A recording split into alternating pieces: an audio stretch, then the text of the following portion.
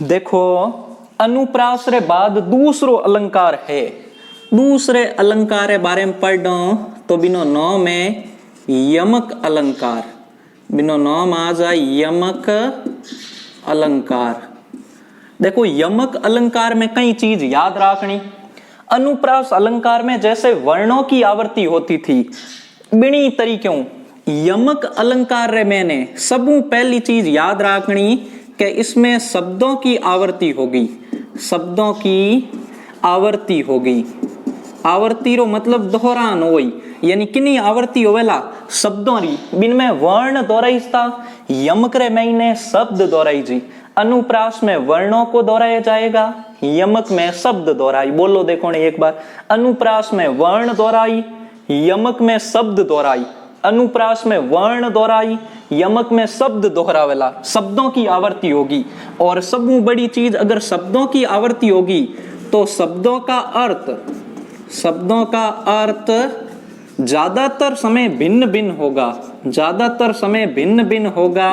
वह सम्मान भी हो सकता है, सम्मान भी हो सकता है, सम्मान भी हो सकता है। ज्यादातर समय भिन्न भिन्न हो लेकिन सम्मान भी हो सकता है। बस यमक में इतनी चीज याद रखनी, बाकी कोई लंबी चौड़ी रामायण नहीं है।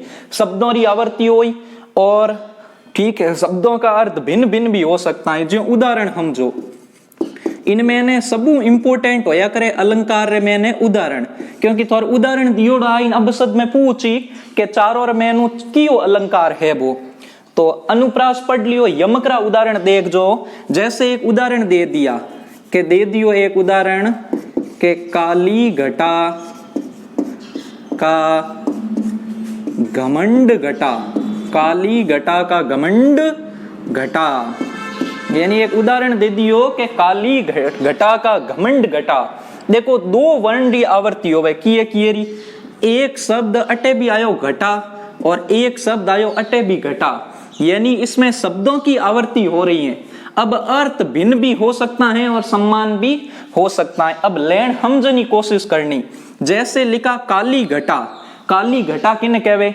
बरसात के समय जो बिरखा आती हैं जो कि बिल्कुल काले रंग री होवे। आहा बरसात का मौसम, सावन आया बादल छाए, बुलबुल चहकी फूल खिले, आने वाले कब आए हैं, आने वाले कब आए हैं, लेकिन तुम कब आओगे, लेकिन तुम कब आओगे। बाईज काली घटा, ठीक है, जी बिरका हम परीन आया करे, तो काली घटा यानी इस काली घटा के अंदर बिन बिरखारी बात करे, ठीक है। घमंड घटा, इन घटारों मतलब तो वही कम होना, और इन घटारों मतलब वही बाज की बिरखा पे बात करिया करो। यानी दो शब्दों की आवर्ती हुई है घटा घटा, और दोनों के अर्थ दोनों जगह पर भिन्न भिन्न प्रकट हुए हैं। तो बटकियो अलंकार होया करे, यमक अलंकार होवे। बोलो भक्त और भगवान की जय हो, जय हो, ठीक है। और वो पहलो उदाहरण बताओ, समझ में आयो? यानी शब्दों की आवर्ती होगी और शब्दों के अर्थ दोनों जगह पर क्या होंगे? भिन्न भिन्न होंगे, ठीक है। अब देखो एक बड़े उदाहरण पढ़ो, ठीक है, जो लिखियोड़ो आ जावे के कनक कनक कनक कनक ते 100 गुना, कनक कनक ते 100 गुना, मादकता अधिकाय, मादकता अधिकाय, ठीक है। बा खाए जग बोराए, बा पाए जग बोराए, जग बोराए। अब देखो हम जनी कोशिश कर जो, ठीक है। कहीं लिखियो देखो कि कनक कनक ते 100 गुना, यानी किए शब्दरी आवर्ती होवे, इनमें कनक कनकरी होवे, ठीक है। बड़की शब्दरी देखो, बोराए बोराए शब्दरी, ठीक है। जग जगरी, ठीक है। बाब और बा तो वर्ण होगो, लेकिन इतने सारे शब्दों की क्या हो रही हैं? आवर्ती इन हेंगो अर्थ देखो अलग अलग होई। शब्दों री जिन जगह आवर्ती होवे थोने अर्थ समझनो कहीं जरूरी कौन सीधो कह दी जो बेटे यमक अलंकार है जहां शब्दों की आवर्ती हो। कनक कनकते 100 गुणा यानी कनक कनक कहा जाता है सोने को और कनक कहा जाता है धतूरे को जिको नशीलो पदार्थ आया करे बिना अलग अलग नशो चढ़िया करे अलग अलग मादकता शरीर में आया करे। कोई तो बिना खा परान बोरा जावे, बोराने का मतलब पागल होना, जैसे नशे का सेवन कर ले तो व्यक्ति पागल हो जाता है। बा पाए जग बोराए और अगर अधिक सोना मिल जाए व्यक्ति को तो भी व्यक्ति पागल हो जाता है। यानी कनक के अलग अलग गुण बताए गए हैं। थोने तो अगर शब्दों री आवर्ती हुए तो बटकियो अलंकार है यमक अलंकार हो जाला। देखो याद राख जो एक आप उदाहरण पढ़ियो तो थाने याद होवे तो मैं जिन टाइम बिहारी पढ़ायो तो उन टाइम कहीं पढ़ियो। देखो एक पढ़ियो तो आपे के तोपे वारों उर्वशी, तोपे वारों उर्वशी सुनी राधी के सुजान, सुनी राधी के सुजान तू मोहन के उर्वशी, तू मोहन के उर्वशी हवे उर्वशी सम्मान, हवे उर्वशी सम्मान, हवे उर्वशी सम्मान। ठीक है कवि बिहारी पढ़ा था और बड़े आनंद आते पढ़ियो।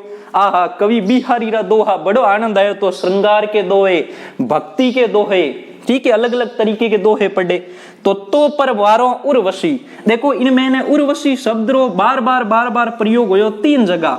मैं थोन कहो तीनों रो अर्थ अलग होवे। एक बार उर्वशी का मतलब होगा यमराज की परी, एक बार उर्वशी का मतलब होगा ठीक है गले पर पहना जाने वाला हार के भगवान श्री कृष्ण तैयार होते थे तब हार पहनते थे और दो हो हम जाओ है। और तीजी बार उर्वशी रो मतलब वही भगवान श्री कृष्ण के उर में बसी हुई, उर कया करे हृदय ने, उर कया करे दिल ने। यानी कवि बिहारी ने राधा जी की पूर्ति की कि हे राधा जी मैं आपकी पूजा करता हूं कि आप भगवान श्री कृष्ण को प्रसन्न करने वाली हो, भगवान श्री कृष्ण को आनंद देने वाली हो। इसीलिए कवि बिहारी जी ने भगवान श्री कृष्ण की पूजा न करके एक बार परीक्षा में यूं ही पूछियो कि कवि बिहारी ने किन की पूजा की। ऑप्शन आया करे राधा जी, भगवान श्री कृष्ण, राम और एक और दे दिया करे। तो याद रखना राधा जी की आराधना की थी कवि बिहारी ने। ठीक है सवाई मिर्जा राजा जय सिंह के समय थे कवि बिहारी, बड़े प्रसिद्ध कवि हुए। मैंने उनके बारे में कहा था कि जब कवि बिहारी बोलते थे तो राजा जय सिंह उन्हें क्या देते थे, एक अशरफी दान करते थे। और एक बार जब अल्प वयस्क का 14 वर्ष की रानी के सम्मोहन में बंध गए थे कवि बिहारी मतलब राजा जय सिंह, तब कवि बिहारी ने एक दोहा कहा था और एक दोहे से राजा वापस कहां पर आ गए, काम करने के लिए आ गए। तो वो होगो उर्वशी उर्वशी उर्वशी, तीनों रो अलग अर्थ होगो। अगर वर्णों री आवर्ती हुए तो अनुप्रास, शब्दों री आवर्ती हुए तो यमक अलंकार। पहला इनो स्क्रीनशॉट लो। ठीक है ले लियो। अब अगलो अलंकार पढ़नो शुरू करो। शब्द अलंकार में अंतिम अलंकार होई, अपर डेस्टर तो स्पेशल आड़ो लेनो पड़ी जणी साप होई। ठीक है एक लास्ट अलंकार है, अलंकार एक लास्ट अलंकार बाकी है, इनो पद एत पूरा हो जाए। ठीक है देखो हम जनी कोशिश कर जो लास्ट अलंकार कियो है, तीसरो अलंकार लास्ट अलंकार है श्लेष अलंकार। ठीक है श्लेष अलंकार, श्लेष अलंकार। श्लेष अलंकार में ध्यान कहीं रखना है। देखो श्लेष अलंकार रे मैंने पहली 2 चीजों की ध्यान रखनी है। सबू पहला श्लेष अलंकार के श्लेष रो अर्थ तो होया करे चिपकना, श्लेष रो अर्थ होया करे चिपकना। ठीक है श्लेष अलंकार में ध्यान रखना कि आप अनुप्रास में पढ़ियो वर्णों री आवर्ती, यमक में पढ़ियो शब्दों री आवर्ती। श्लेष अलंकार में एक शब्द आएगा और उसके विभिन्न अर्थ निकलेंगे, विभिन्न अर्थ निकली। यानी शब्द एक ही जोवेला और बिना अर्थ अलग अलग निकलेला, बट कियो अलंकार होवेला।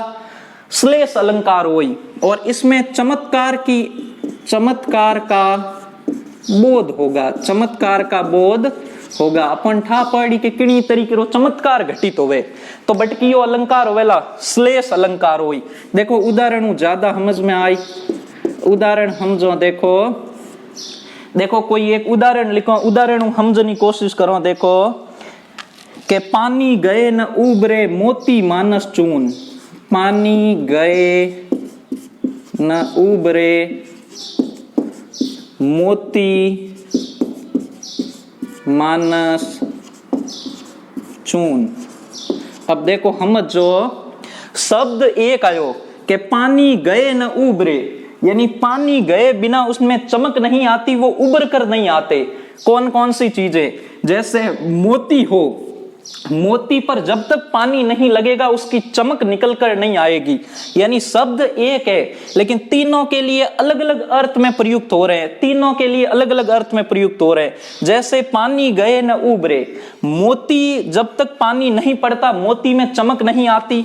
मानस क्या करे, मनुष्य ने कहा, एक कहावत हुई हुई कि इन्हें हैंग करी करई माते पानी फिर गो, यानी पानी फिरने का मतलब हुआ ठीक है व्यक्ति की इज्जत खराब होना, बेइज्जती होना।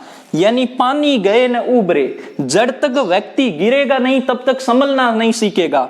मोती रे वास्ते पानी चमक का प्रतीक है, मनुष्य के लिए इज्जत का प्रतीक है।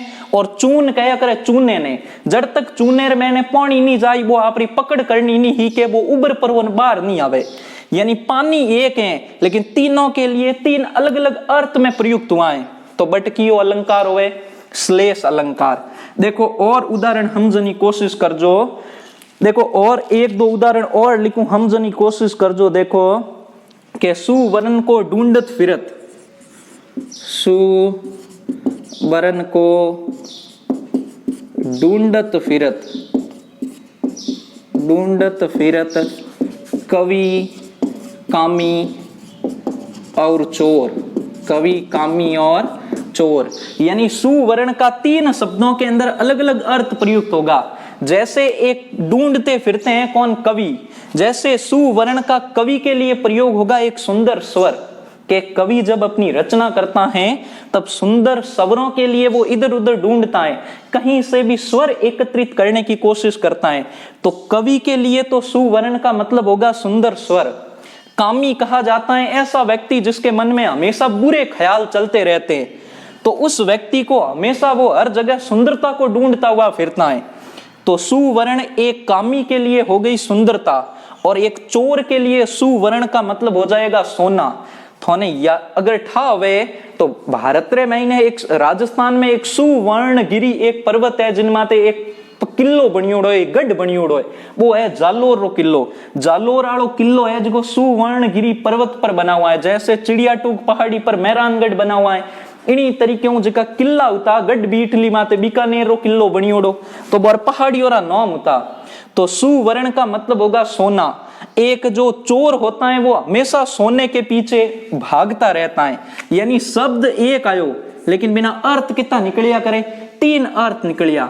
शब्द एक आवे लेकिन अर्थ कितना निकले, तीन अर्थ निकले। तो बटकियो अलंकार श्लेष अलंकार, कियो अलंकार श्लेष अलंकार। जहां एक बड़े उदाहरण देख लो, देखो श्लेष अलंकार रो एक और उदाहरण देख लो कि मेरी भव बाधा हरो राधा नागरी सोई, ता जन की ता तन की झाई पड़े श्याम हरित दुत होई।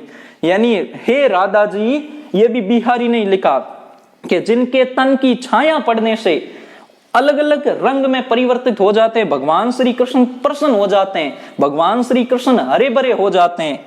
तो इनमें ने भी कियो अलंकार होई श्लेष अलंकार। कुछ उदाहरण और देख लीजिए श्लेष अलंकार रा। ए तीनों ही शब्द अलंकार पूरा होगा, अनुप्रास वर्णों री आवर्ती, यमक शब्दों री आवर्ती। श्लेष में एक शब्द आई बिना अर्थ भिन्न भिन्न निकली, ए होगा पूरा शब्द अलंकार। अब एक